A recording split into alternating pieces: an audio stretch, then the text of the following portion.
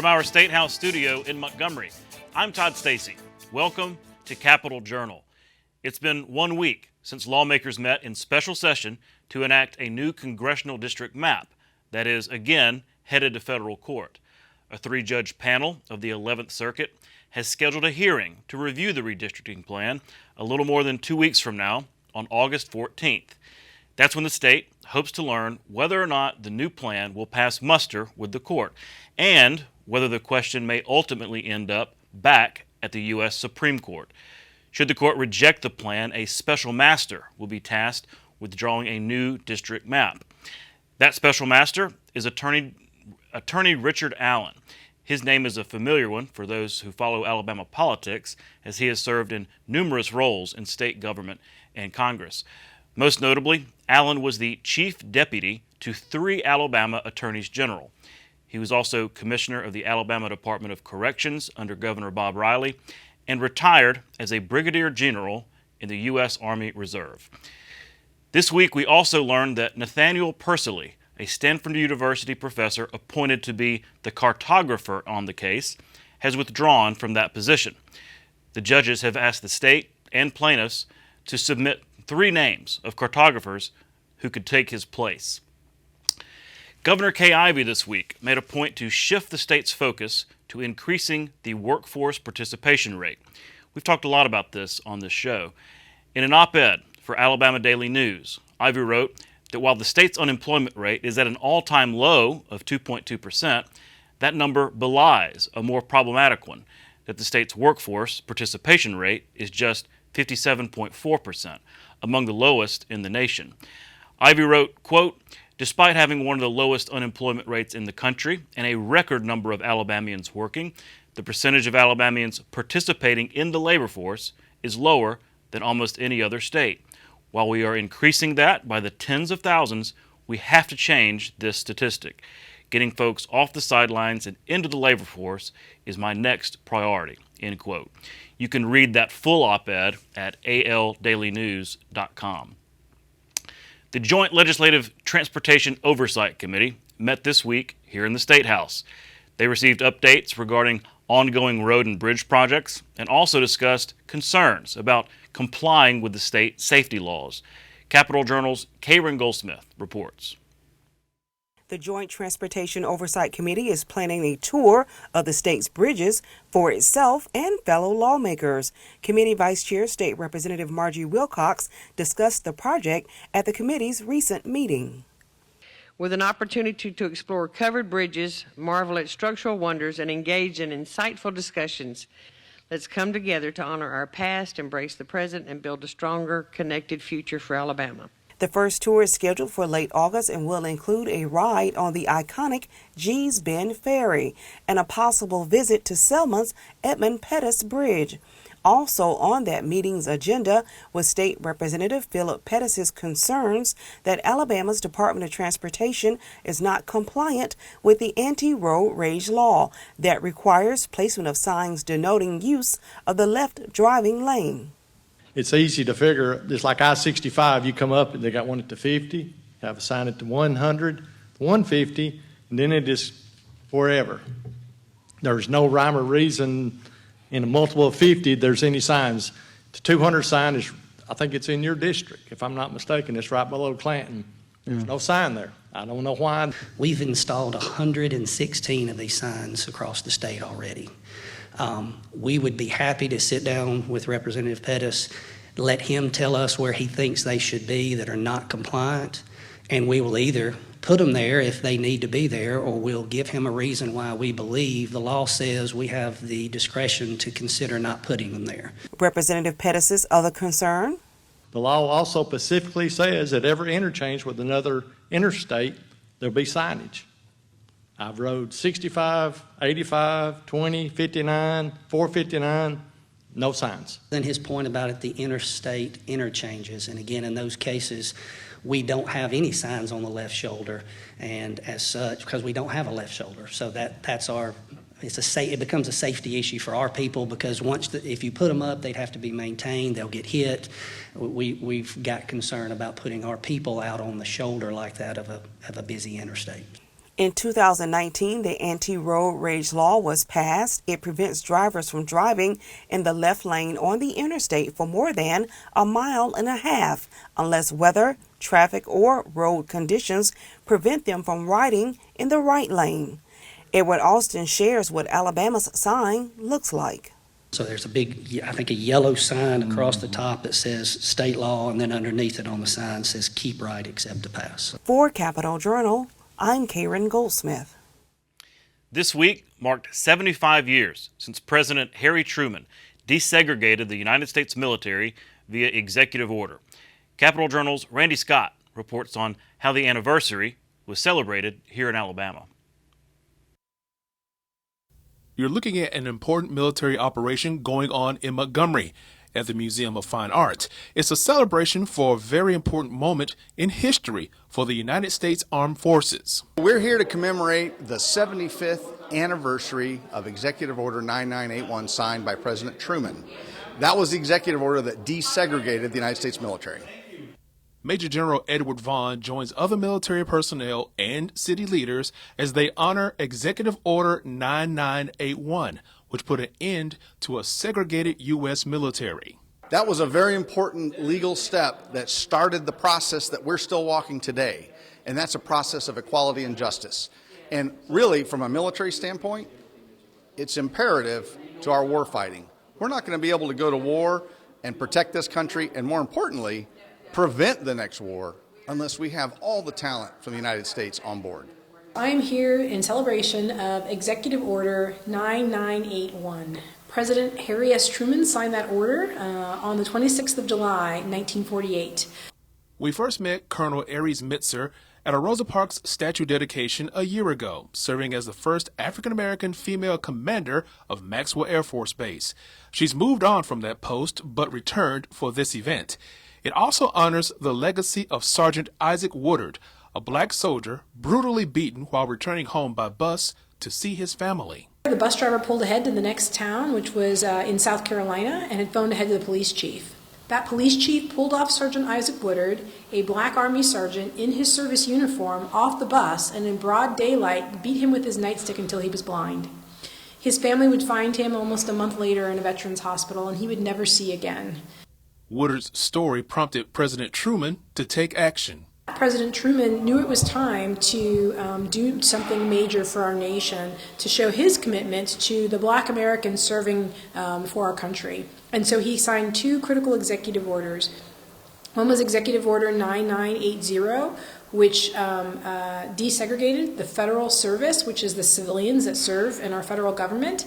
And then the second one was Executive Order 9981, which desegregated our military units.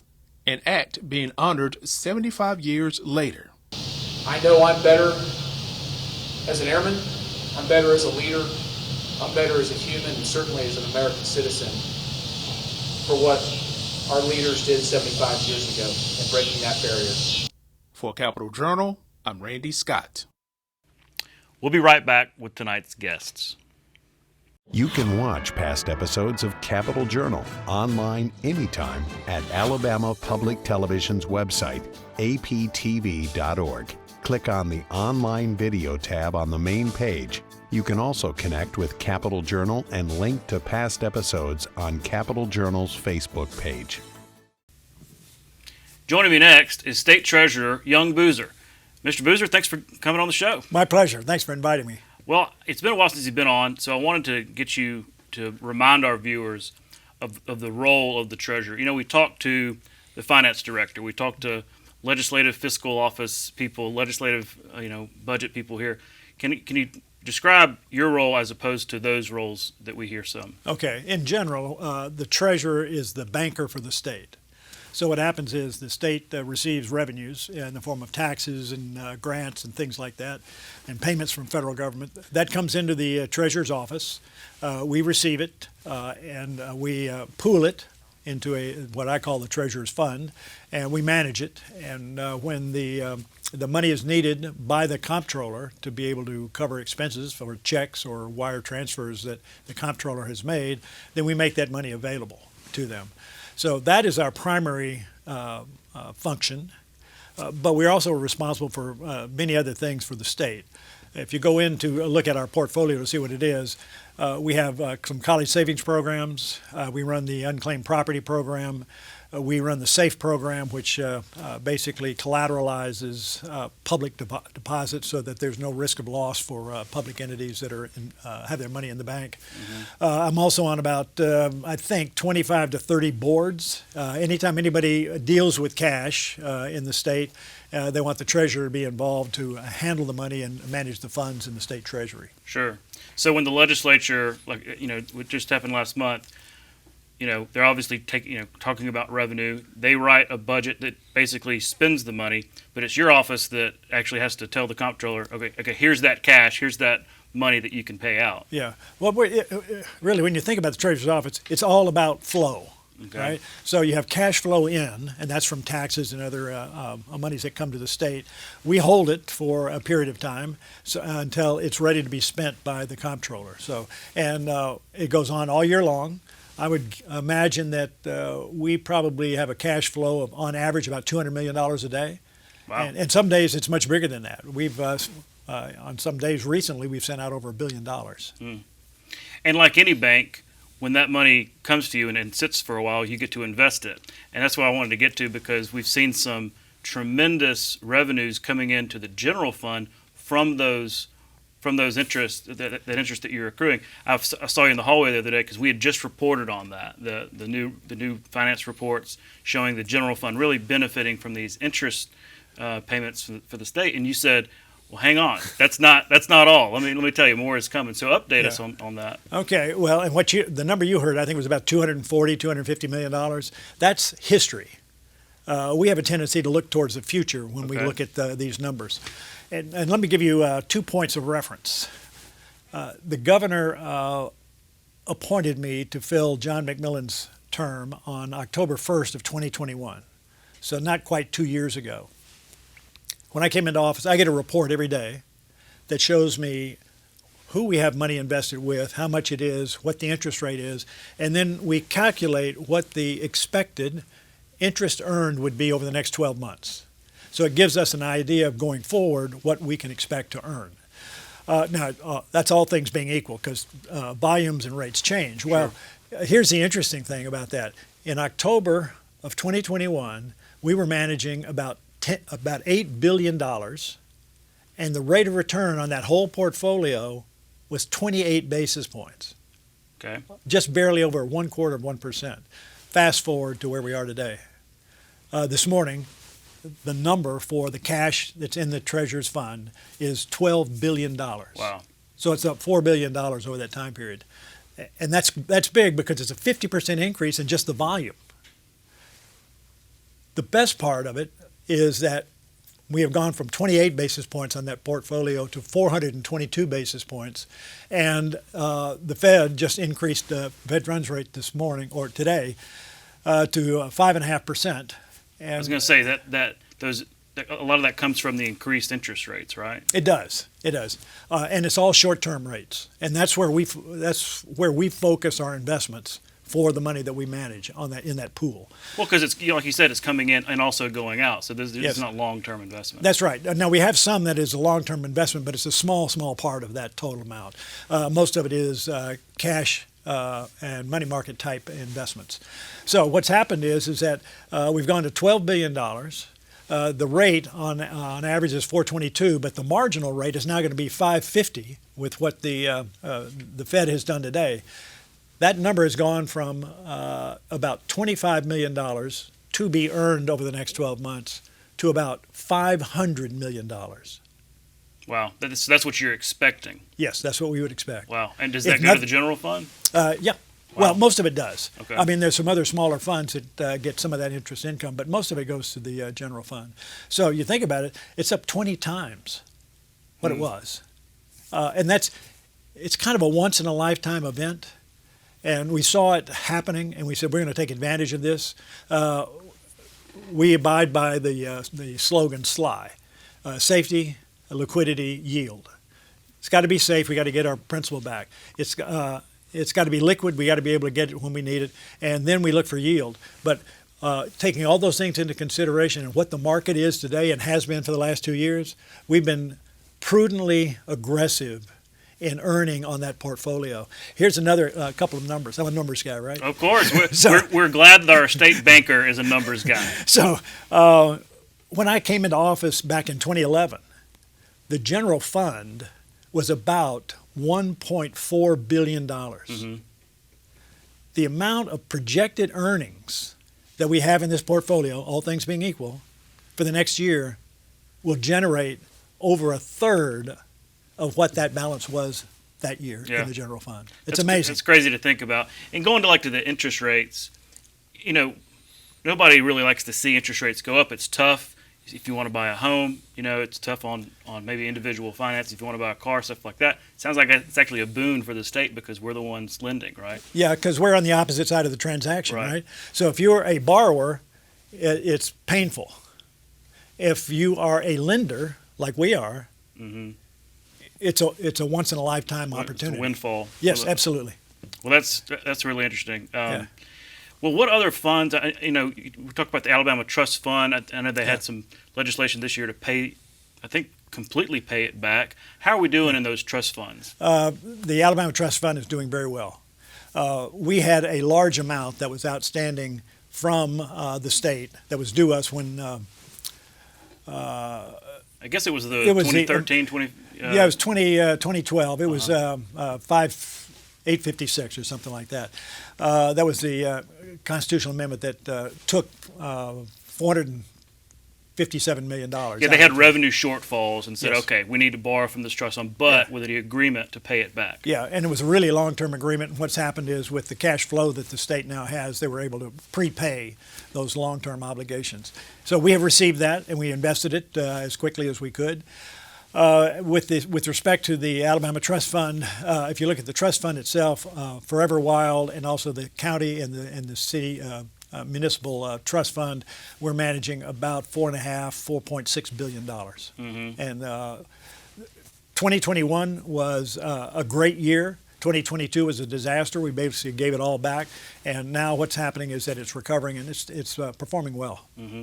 A lot of folks in this building, when they were talking about revenues and budgets, are really concerned about the future because, you even saw with all this excess revenue that they know is temporary, right? It's kind of one-time funds. Yeah. You saw them put a lot aside, different education savings accounts, and every time they did, they were talking about, we don't know where this economy is going. We don't know if there's going to be a downturn, and if budgets aren't going to, if there is a downturn, of course the revenues wouldn't meet up.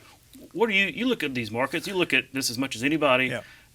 What are you seeing in terms of where this economy is going, and should we be worried?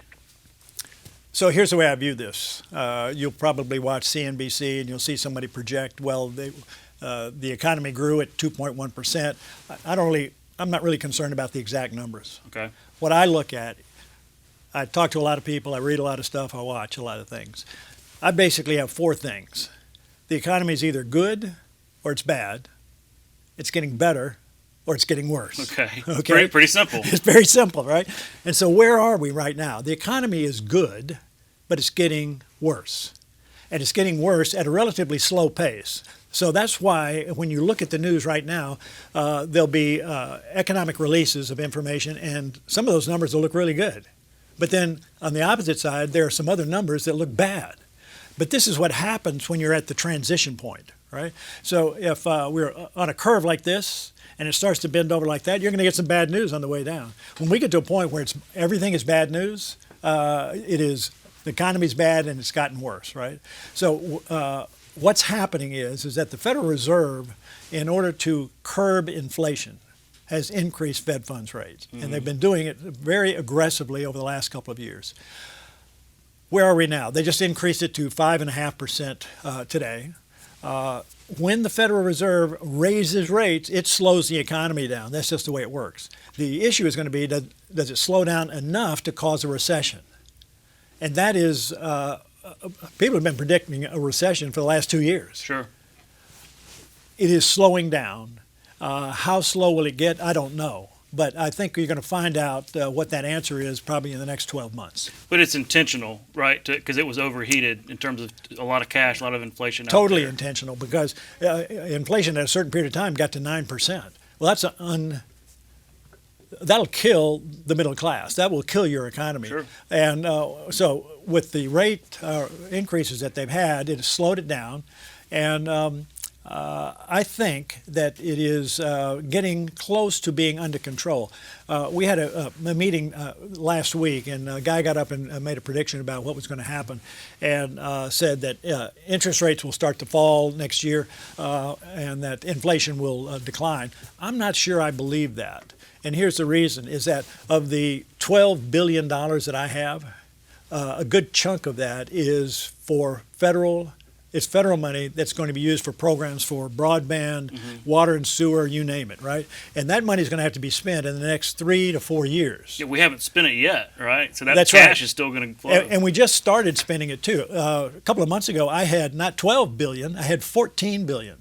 So I've sent out $2 billion in the last 2 months. And that's going out into the market to bid on these projects, engineering, steel, concrete, you name it, in order to build all of this that we're expecting to build, especially the infrastructure bill. That Milton Friedman is my favorite economist, and his definition of inflation is too many dollars chasing too few goods. And that's the situation we're in right now. And when we have all of this excess cash, I've got maybe $4 billion that would correspond to the money that needs to be spent on these programs. And I'm just one state. I'm one of 50. Right. Yeah, most states are spending on that infrastructure. And we're relatively small. So you take Texas and California and what they're going to be spending, there are too many dollars chasing too few goods, and they got to be spent over the next years. So I think inflation may be close to being under control, but it's going to be persistent because of all that cash that's backed up. Yeah, Milton Friedman dealt with some inflation in his day, didn't he? I wanted to get to we're getting to close to the start of school, and that means the start of college. Yes. And I know you mentioned the college savings fund that you manage. Talk about that. A lot of people, I guess, are invested in that, right? They are. And we actually have 3 savings programs. 2 of them are for college, and 1 is for the ABLE account. So I'll start with College Accounts 529. We have about $2.3 billion in that fund. We've been running it for 25 years. It's well run. It's well thought of in the market. We've got about 115,000 accounts, and school starts next week, and so I'm sure there'll be a lot of people starting investments and also some people withdrawing money. So that's out there. I'll quickly mention the PAC program. As everybody knows, it's closed, and it's basically liquidating. We've got about 6,000 students left in the program. And I'm happy to say that the board met last May and agreed to increase the payout again this year. We've done it, I think, 8 or 9 years in a row.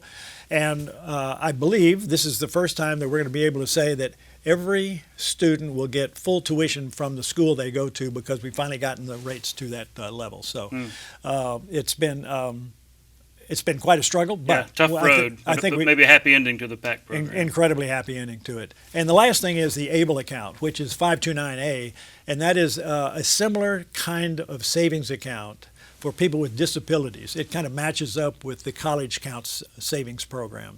And we just started it a couple of years ago. We've changed administrators. The thing has picked up in volume. So we've got about 750 accounts, and it represents I think a little over $3 million. It's a little bit different because it's not like if I'm saving for college, I'm saving every year for 18 years. With the ABLE account, it's the ability of a person to save money so that they don't damage their program receipts, and it's basically used for current expenses, not for long-term savings. Yeah. So when would it be wise to invest in something like that? When a child is what age, or when they're born, or when they're in school? Like, what's for parents out there that may be interested in something like that? What's the right time? The right time is today, and it is at birth because it is a long-term savings program, and the longer you have, the more contributions you can make, the more earnings you get. And here's the catch on this thing is that you get compound interest.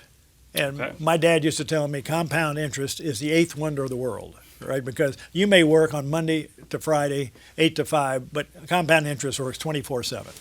And so you need to start early. If you haven't started, once again, today is the best time, because if you're going to try to accumulate anything, you need to get busy. Mm-hmm. Yeah. Well, I wanted to get to the topic of unclaimed property. Yeah. Because the last time you were on here, I mean, you walked us through the program. It was fascinating. I admit that I'd really never paid that much of attention. You told me, go online and find out, if you have any unclaimed property. I did, and I had some. So walk us through the program. Okay. Why it exists, and sort of the latest on what's happening. Okay. When I became the treasurer, I had done all of the functions that the treasurer does, except for one, and that was unclaimed property. I've been a CFO, I've been a treasurer, and I've done all this other stuff. This is the most fun part of my job, right? Because we reunite people with their own money, and everybody's happy when they get the check. I mean, it's a great feeling, and it's a great experience. Unclaimed property is an interesting thing. We have about $1.1 billion of unclaimed property. It represents about 10 million individual claims. So if you do the math quickly, it's about $110 on average. But it varies all over the ballpark. So most of it's cash. Some of it is tangible. So if you had a safe deposit box and Aunt Tilly had her jewelry in there, we get that, and then we try to find them. But what we try to do is contact people in a lot of different ways. So we send out cards. We have a website. We do programs like this. Yeah, and we'll throw up the website. Yeah, that'd be great. And the other thing is we go around the state, and some of the TV stations allow us to do some programming to be able to get the word out to folks. Yeah. And it's all kinds of things. So it could be a claim for $1.98. We had the largest individual claim we've ever had just a couple of months ago was $3 million. Wow. You're going to want that back.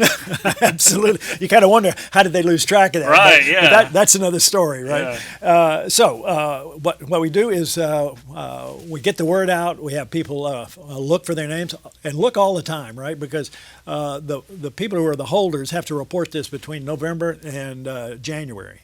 So it gets refreshed every year. This year we've taken in a record number of dollars.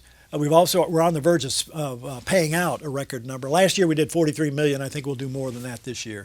So for your viewers out there, there's potentially $43 million. That part of it could be yours. So check treasury.alabama.gov. It's simple to do. That'll take you to our home page. You click on unclaimed property, and then it just walks you right through what you need to do. So, and I can attest, it's easy to do. I went on at your direction, went online and checked, and there was more money than I realized, and it looked like it was from like closed bank accounts and maybe some paychecks that after I moved different places. Right. So it could be security deposits. It could be dividend checks that you just didn't get at the right address. So it could be anything. Yeah. And whatever it is, we research it. We ask you for some information to identify yourself, so we know we're giving it to the right person. And we pride ourselves on great customer service, and we try to get it out to you as fast as we can. And speaking of that, okay, I saw you had an envelope. I Yes. wondered if that might be my unclaimed property. This is your unclaimed property. How about that? Your check is in there. How about that? Yes. I'm telling you what. Look, see you smiling. Oh well, yeah. I'm reunited with my property, but it's almost like getting free money because I had no idea that this was out there. Yeah. That's almost $600. Now he said that I didn't over the years. Yeah. Well, I mean, this is like 20 years worth, but I mean, yeah. So congratulations. So yeah, I guess the Capital Journal team gets dinner on me. Well, that's really. I mean, obviously, the reason we wanted to set this up was to encourage folks. I had no idea this was there. Folks they might have property, and you need to go online and claim it if it's there. And you need to check on a regular basis. So I tell people, everybody's got a birthday. So what I want you to do on your birthday, you wake up, you go to our website, you look to see if we've got unclaimed property for you, and just consider that a birthday present from us. There you go. There you go. Well, we're out of time. We've taken up too much of your time. I really appreciate you coming on the show. But as promised, I want you to lead us out. We'll be right back. You're watching Alabama Public Television.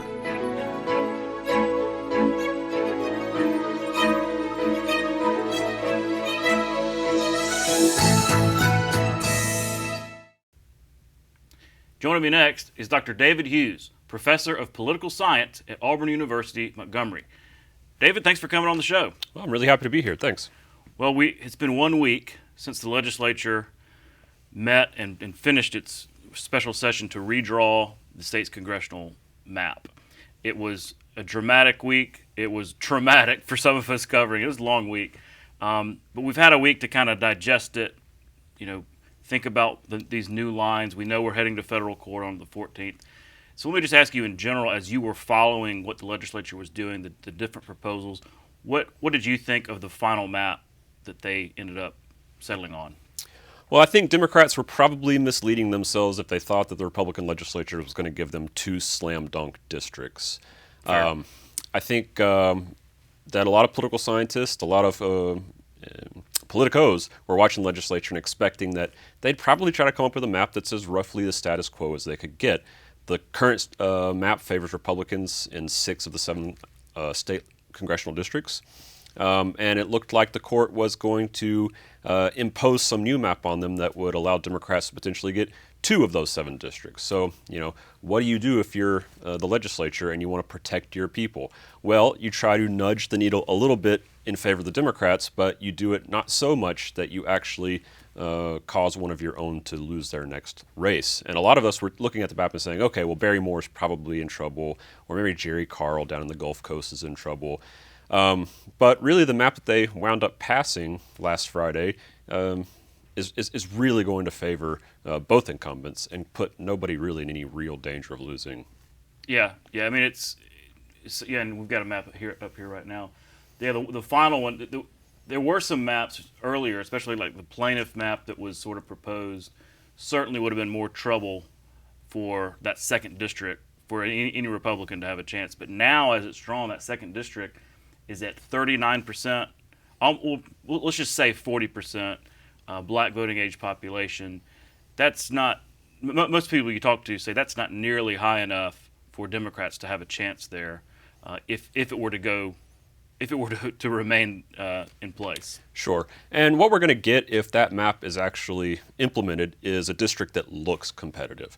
You're going to see a Republican with about 53% of the vote and a Democrat getting about 47% of the vote. Mm-hmm. And compared to the old maps that were just invalidated by the courts, that's going to look a lot more competitive. Oh, yeah. I mean, you're talking like 60%. Yeah. Right. But the Republicans still have a baked-in advantage because white voters in this second district that passed represent 55% of the adult population because black voters constitute about 40% of the adult population. Democrats would need to effectively get around or a little bit more than 20% of the white vote. But in Alabama, they're usually only getting about 15% of the white vote.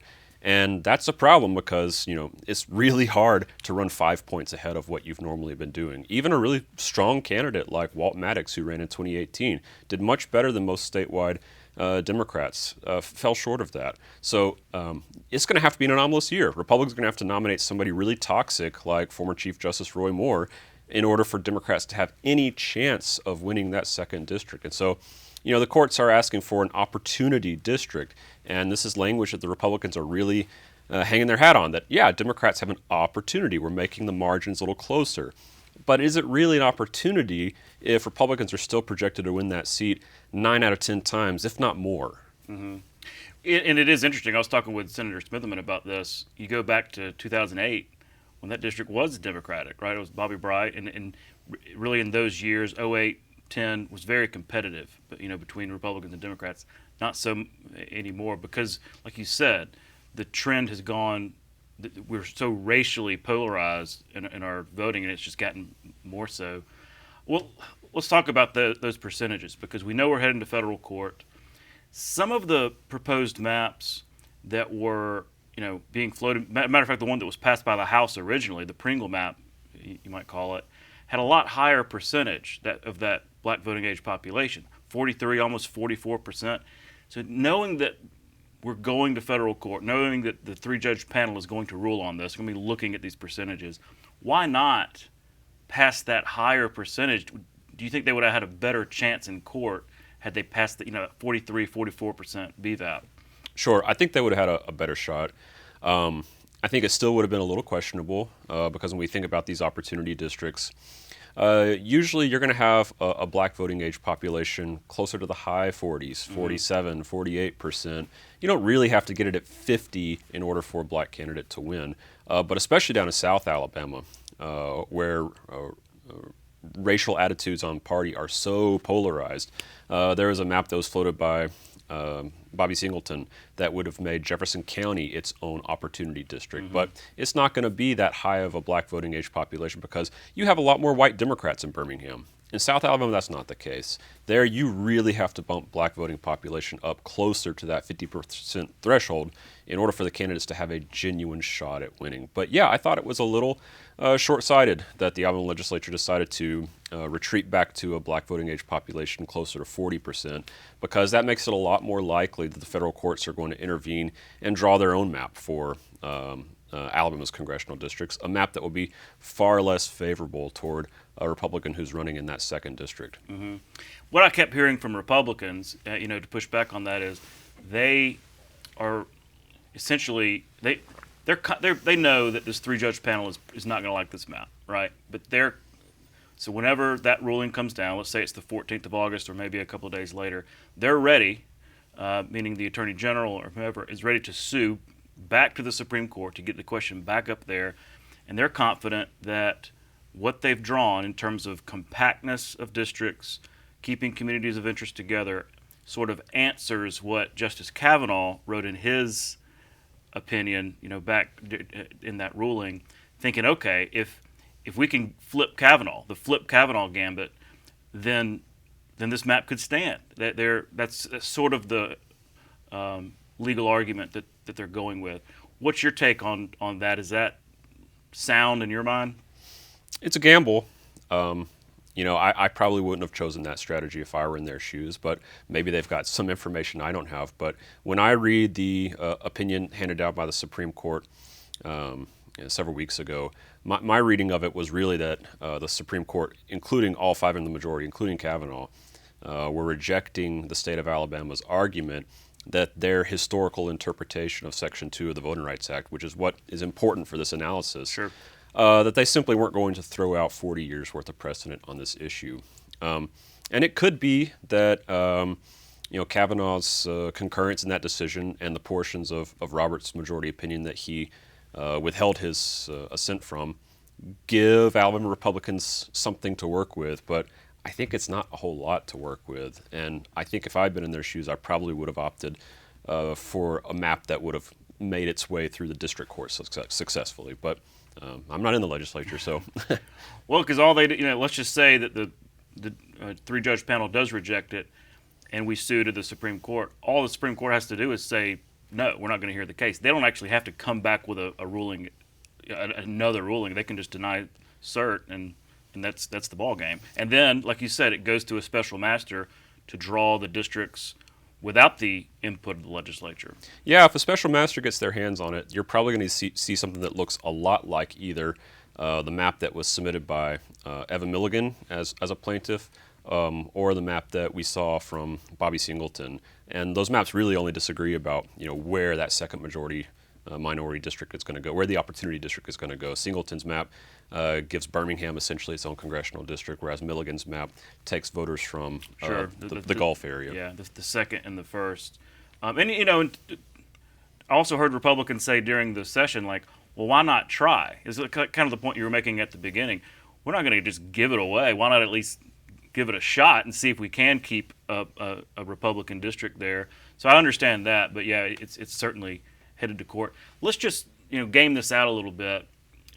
Let's say we do get a special master and they do draw that second opportunity district, either in the high 40s, maybe even close to 50, that really changes the politics, doesn't it? Because if you have that toss-up district, doesn't that change the type of Republican that it takes to get elected and the type of Democrat that it takes to get elected, in terms of maybe more moderate, less to the extremes?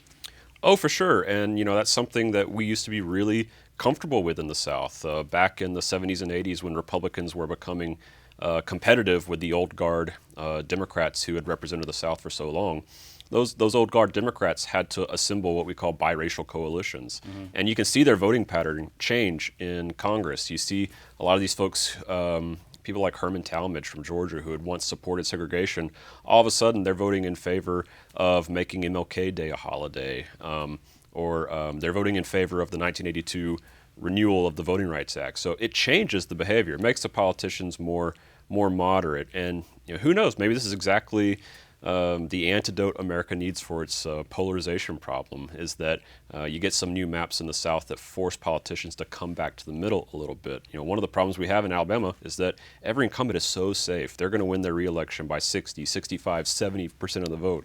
Nobody really has to compete in the general anymore. And who knows, this could incentivize politicians to come back to the middle just a little bit. Oh, yeah. Look, to win these days, you have to appeal to if you're a Republican, the far right. If you're a Democrat, the far left, really, and that's, that leaves a lot of people in the middle without much, representation. If you can, let's turn to national politics. Great. We don't always have a political science professor on our show, because I'm really curious what you think about this presidential primary that's shaping up. We've got Donald Trump coming to Montgomery here in a few weeks. Ron DeSantis was here, I guess, back in March. How do you see this primary shaping up? Months ago, people thought, man, it's Ron DeSantis is really going to challenge Trump, but he really hasn't gained the kind of steam it might take. Is Trump insurmountable?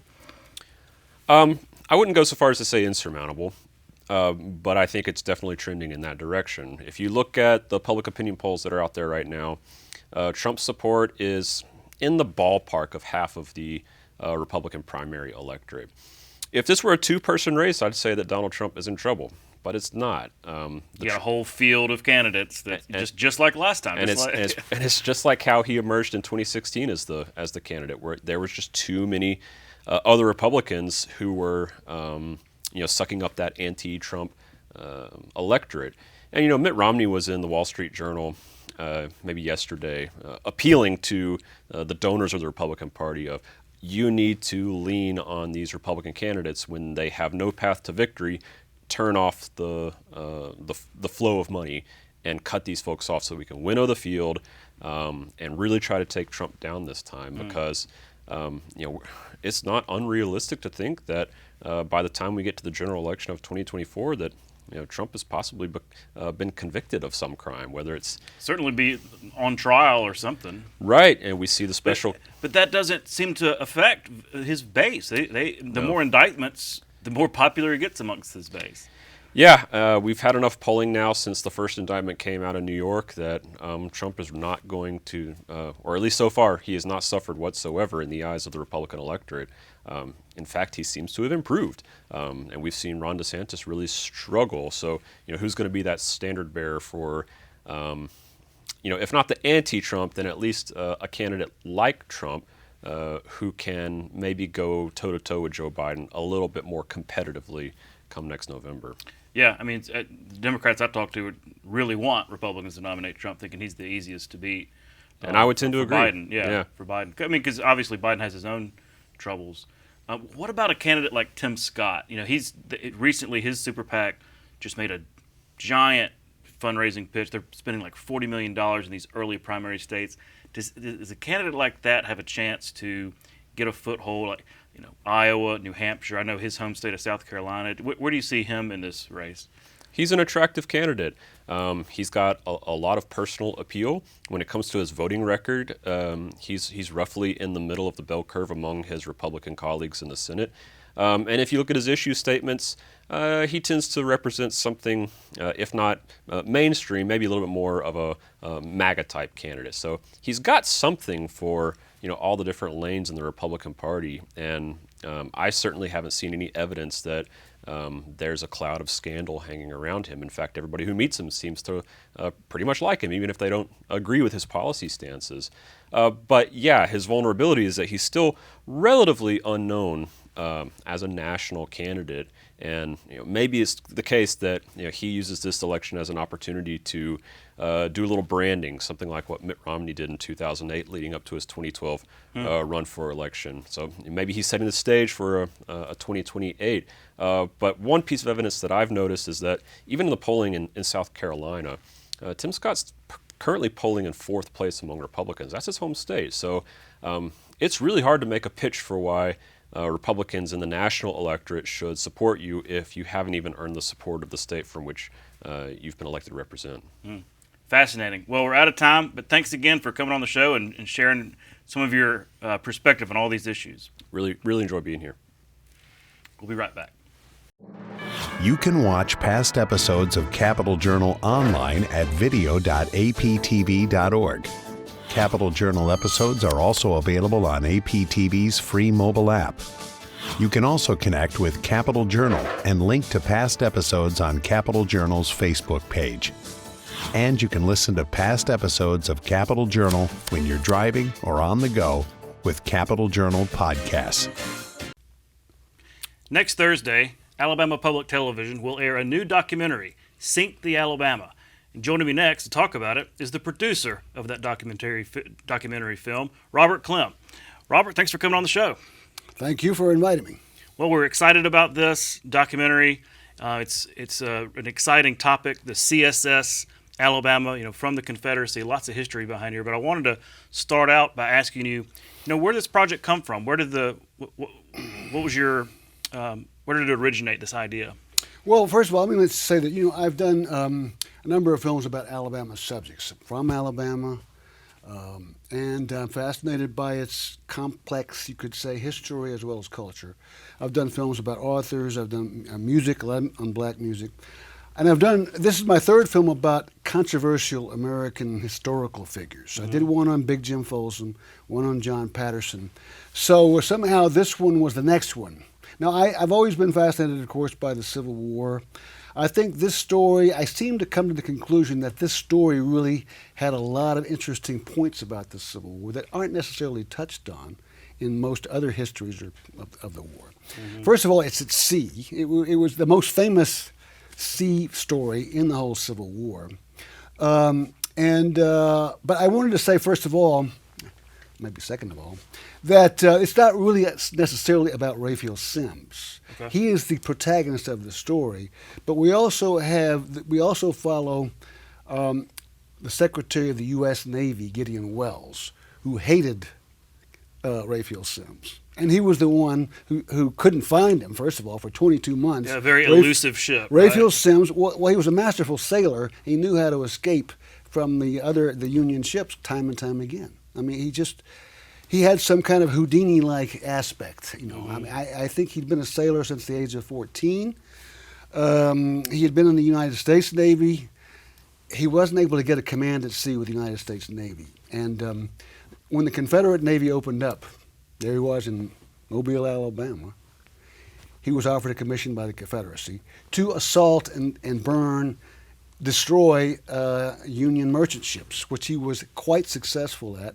So much so that the United States Merchant Marine was damaged, decimated, and didn't recover until the 1920s. This is the part of the story. But as I say, what I'm trying to do here is not only tell his story, but also the story of the Union efforts, often mismanaged, to find him and to win the war. And also his wife, who was an abolitionist. Sims's wife was an abolitionist. Is that right? Who decided to move north to Cincinnati, but was forced to move back because Sims became so notorious, and the people in Cincinnati didn't want her, wouldn't allow her to stay, and she had to move back with a Union officer all the way back to Mobile. How about that? So, but the other thing is the role of Britain in all of this. This is always fascinating. That's where it was built, right? A major part of the film is talking about that aspect of the war, because I was able to get Amanda Foreman, a wonderful British historian who wrote a book called A World on Fire, The British Role in the American Civil War.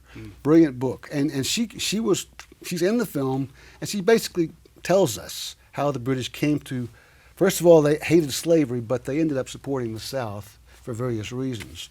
They were neutral in the war, but still they allowed ships like the Alabama and others to get out. They were built secretly, but they kind of like turned the other way.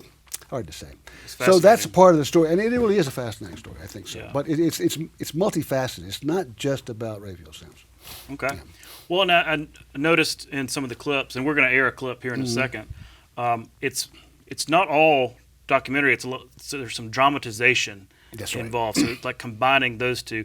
That really does that kind of capture the audience, make for a more engaged audience in your filmmaking? Well, I think my wife told me when I was first starting this project, I was showing her what I was doing, and there were etchings, and there were drawings, and there were paintings, and she said, "Are you going to make the film with this material?" And I say, "Well, yes, that's true. I mean, other people have said when you make a film about that period, it becomes a slideshow with historians talking in the middle." Right. I'm thinking, Ken Burns. You have, first of all, a very limited selection of photographs, but it's only photographs, right? It's no film. Well, yeah. I mean, that's what I did. I went ahead and decided. But I'll often have reenactments in documentaries. Okay. Reenactments. Sure. But this goes a step further in that it actually has spoken dialogue, actors dramatizing the story. First of all, it's a very dramatic story to start with. I mean, let's face it, it is. And so I took portions of Raphael Sims' own memoirs, selectively, the parts that helped tell the story. I also took parts of Gideon Welles' diaries, the United States Secretary of the Navy, and his own efforts, and very frustrating efforts to try to find Sims. And so that's part of the story as well. And that's really where most of the dramatic scenes come from, those two sets. It's like a Civil War Hunt for Red October almost. That I love the whole cat and mouse scenarios. And I'm really looking forward to watching. You mentioned controversial topics. I mean, look, anytime you bring up the Civil War, you're going to face controversy. Have you? What's the feedback been from folks? Have different versions of history and maybe want theirs to prevail. Has that been complicated to have to deal with? Well, the thing is, I don't really some people have a definite point of view in their film. This is a bad guy. All I say, John Patterson. Oh yeah, he was. I mean, I don't do that. I really kind of remain objective, and I let everyone speak their piece. And it's up to the audience, members of the audience, to decide where the moral compass is in the story and who they like and they don't like. I'm not trying to tell. I don't have a narration. I don't try to tell people what's going on. I just use the people, the stories, what they wrote, what they said, and that's how the story is told. I think that there have been some people who have quibbled about some of the facts that I portrayed in the film or what I left out, and I say, well, this is a 87-minute film. I mean, you can't do everything. You can't do everything, and if you get in too many details, I think people will be bored. You have to just keep people, and I think the screening in Mobile, people really liked it. They were entertained. They felt it was entertaining, not just educational. Sure. So that's good. I like that. There were even some parts where people laughed. I like that too. Well, yeah, you got. I like humor. I levity in any project I do. You got to keep folks engaged, right? And I love documentaries. Yeah. I'm really looking forward to it. Yeah. There's a screening tonight at the Department of Archives. Looking forward to that. And as promised, let's go ahead and air a clip, Sink the Alabama, here on APT. All right. What steamer is that? We are the Confederate steamer Alabama!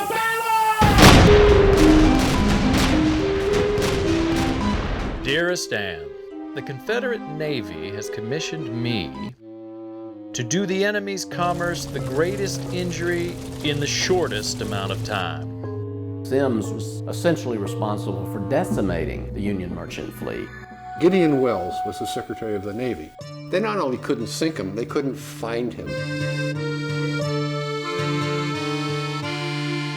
There's a lot of chicanery in constructing the Alabama because England was not supposed to build any warships for either side. There was a fifth column in Britain that was actively, secretly supporting the South. being the underdog, gave you a kind of moral leap ahead of all others. He's kind of a celebrity.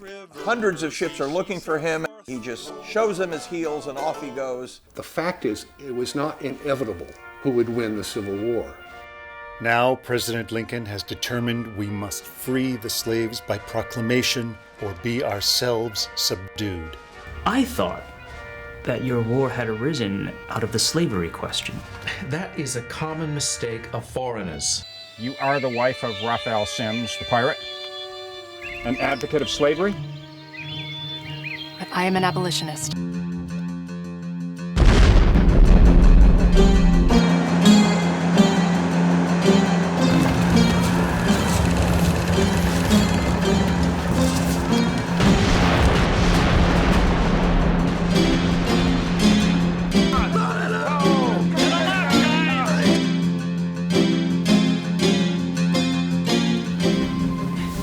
Commander Sims, you're under arrest. Okay, that looks really exciting. Can't wait to see it. Again, Sink the Alabama, Thursday night on APT, and we'll have some subsequent airings there. Robert, thanks again for coming on the show, and best of luck with the film. It's wonderful. I hope everybody enjoys it. Great. We'll be right back. You can watch past episodes of Capitol Journal online anytime at Alabama Public Television's website, aptv.org. That's our show for this week. Thanks for watching. We'll be back next week at the same time with more Capitol Journal right here on Alabama Public Television. For our Capitol Journal team, I'm Todd Stacy. We'll see you next time.